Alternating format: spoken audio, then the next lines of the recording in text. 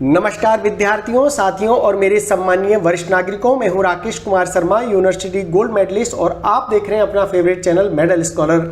साथियों, आज हम बात करेंगे पुरानी पेंशन की बहाली को लेकर राज्यों की वास्तविक स्थिति पर, यानी राजस्थान, छत्तीसगढ़, हिमाचल, झारखंड, पंजाब, कर्नाटक और महाराष्ट्र राज्य का हाल जानेंगे। यानी इन राज्यों की सरकारों ने आपसे वादा किया था कि वो पुरानी पेंशन की बहाली करेंगे, लेकिन क्या वास्तव में पुरानी पेंशन इन राज्यों में शुरू हुई है, या वास्तव में आज की स्थिति क्या है, कहां पर पेच फंसा हुआ है, कौन सी ऐसी राज्य सरकार है जिसने वादा करके मुकर गई है, या कौन सी ऐसी राज्य सरकार है जो अपने वादे पर खरी उतरी है। तो चलिए शुरू करते हैं इस स्पेशल न्यूज सेशन को, क्योंकि इस पर बहुत सारे हमारे साथियों की रिक्वेस्ट आई थी कि सर वास्तव में बताइए हो क्या रहा है, कुछ समझ नहीं आ रहा। तो चलिए शुरू करते हैं इस इंपॉर्टेंट सेशन को।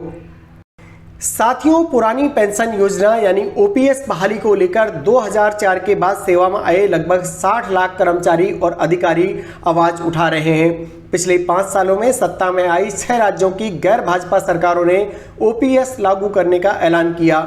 ओपीएस ऐलान करने वाले 6 राज्य राजस्थान, हिमाचल प्रदेश, छत्तीसगढ़, पंजाब, झारखंड और कर्नाटक है। महाराष्ट्र राज्य सरकार ने एनपीएस और ओपीएस को इतर एक नई योजना लागू की है, उसका नाम दिया है जीपीएस, वो वहां पर शुरू की है।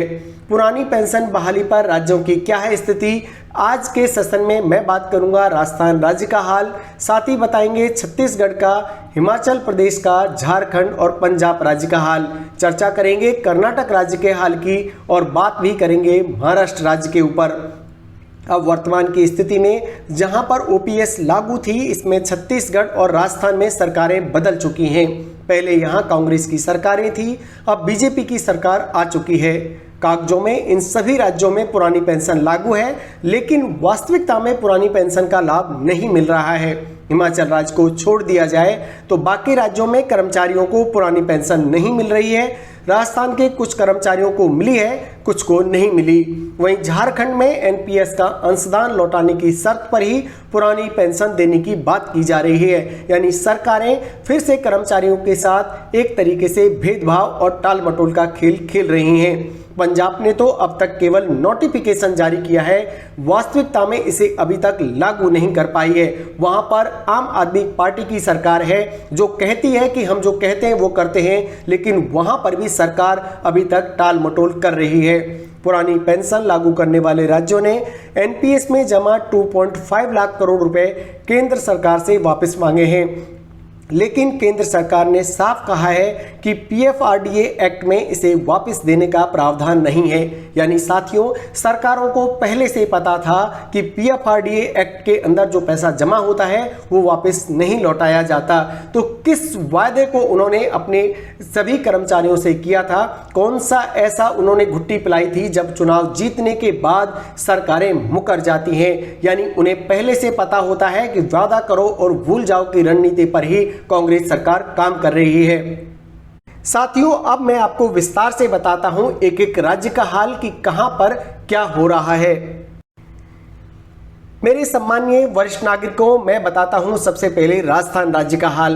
2022 के बाद 600 से ज्यादा एनपीएस से जुड़े रिटायर कर्मचारियों को अंतिम वेतन की 50% राशि बतौर पेंशन मिल रही है, लेकिन बड़ी संख्या में कर्मचारी अपने सेवा के दौरान बड़ी मात्रा में पढ़ाई, शादी और घर बनाने के लिए एनपीएस अकाउंट से बड़ा हिस्सा निकाल चुके हैं।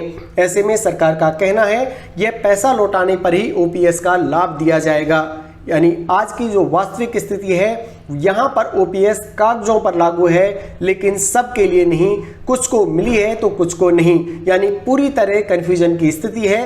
राजस्थान राज्य का हाल बड़ा बेकार है, क्योंकि वहां पर कोई भी स्पष्ट गाइडलाइन ना तो बीजेपी की सरकार बता रही है और ना पूर्ववर्ती कांग्रेस सरकार ने कुछ स्पष्ट ही कहा है। इसीलिए यहाँ पर टोटल कंफ्यूजन पैदा है। बात करते हैं छत्तीसगढ़ राज्य के हाल की। इस राज्य में 2018 में पुरानी पेंशन लागू की गई, लेकिन अब तक किसी को पुरानी पेंशन नहीं मिली है। ध्यान दीजिए सभी साथियों, क्योंकि 2018 में वादा किया था कि हम लागू करेंगे, लेकिन आज तक भी वहां पर पुरानी पेंशन नहीं मिली। राज्य सरकार का तर्क है कि राज्य कर्मियों का 17,240 करोड़ रुपए का अंशदान पीएफआरडीए के पास जमा है। ऐसे में केंद्र सरकार ये पैसा लौटाएगा। तभी जाके ओपीएस का फायदा दिया जाएगा। यानी एक बार से गुगली की गुट्टी उन्होंने पिला ही दी है। वास्तविक स्थिति की बात करें तो शर्त लगाई हुई है, वास्तविकता में जमीन पर ओपीएस का कहीं कुछ पता नहीं है।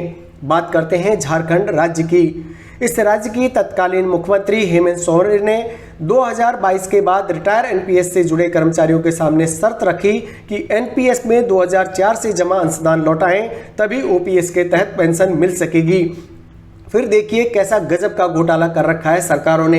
यानी ओपीएस का जब चुनाव होते हैं तो वादा करते हैं खुले तौर पर, लेकिन जब चुनाव जीत जाते हैं तो कंडीशन लगा दी जाती है कि ऐसा करोगे तो मिलेगी। और जो उनको पता है कि ऐसा होने वाला नहीं है, तो कांग्रेस की सरकारें किस वायदे के साथ चुनाव में आती हैं मुझे नहीं पता।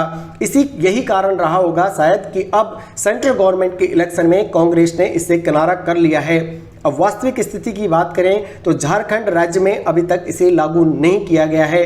पंजाब राज्य का हाल भी इससे इतर नहीं है, वहां पर आम आदमी पार्टी की सरकार है, लेकिन मार्च 2022 में आम आदमी की पार्टी की सरकार ओपीएस के वादे के साथ सत्ता में आई थी। उन्होंने स्पष्ट कहा था कि हम ओपीएस लागू करेंगे, लेकिन गजब का हाल देखिए, पुरानी पेंशन का नोटिफिकेशन तो जारी किया है, लेकिन अभी तक किसी को भी पुरानी पेंशन का फायदा नहीं दिया गया है।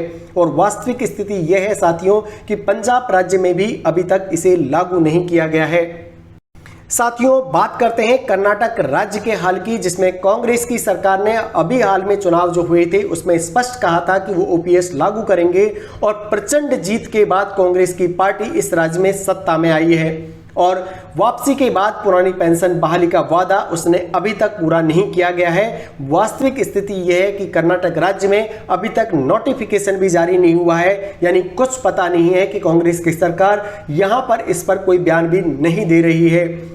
बात करते हैं महाराष्ट्र राज्य के हाल की, तो महाराष्ट्र की शिंदे सरकार ने पुरानी पेंशन को तो लागू नहीं किया, लेकिन एनपीएस और ओपीएस से इतर जीपीएस लागू कर दी। जीपीएस यानी गारंटीड पेंशन स्कीम। इस योजना के तहत कर्मचारी के अंतिम बेसिक का 50% मिलना तय है। इसके साथ महंगाई भत्ते का भी भुगतान किया जाएगा। यानी एक बात कहें कि यहाँ पर महाराष्ट्र राज्य की सरकार ने बहुत अच्छा काम किया है। यानी ओपीएस की तर्ज पर ही जीपीएस नाम जरूर दिया है, लेकिन कंडीशन वही है, इसीलिए कर्मचारियों को एनपीएस से बेहतर लाभ इसमें मिल सकेगा। आज की जो वास्तविक स्थिति की बात करें साथियों, तो ओपीएस तो लागू नहीं है, लेकिन जीपीएस के तहत अंतिम बेसिक का 50% मिलेगा। बात करते हैं हिमाचल प्रदेश के हाल की। हिमाचल प्रदेश एकमात्र ऐसा राज्य है साथियों जहां पे पुरानी पेंशन का लाभ सही ढंग से दिया जा रहा है। कांग्रेस सरकार ने दिसंबर 2022 में वादा किया था, उस वादे के अनुसार अब तक रिटायर 550 कर्मचारियों को अंतिम वेतन की 50% राशि बतौर पेंशन दी जा रही है। और ये हो भी इसलिए पाया है क्योंकि वहां पर कर्मचारियों की संख्या कम थी, मात्र 550 कर्मचारी थे, इसीलिए कांग्रेस की सरकार ने ये वादा पूरा कर दिया।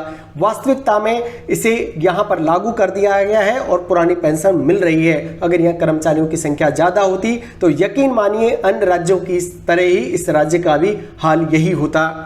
इसीलिए मैं कहता हूं साथियों कि हमेशा जो पॉलिटिकल पार्टियां आपसे वादा करती हैं, जरूरी नहीं है कि वो वादे पर खरे उतरें। इसीलिए सोच समझकर अपने वोट का इस्तेमाल करना चाहिए, साथ ही अपने अधिकारों की मांग भी निरंतर करते रहना चाहिए। मुझे आशा है आप कमेंट के माध्यम से अपने विचार जरूर रखेंगे, जिससे हम अपने प्लेटफॉर्म पर एक खुली चर्चा इस विषय पर कर सकेंगे।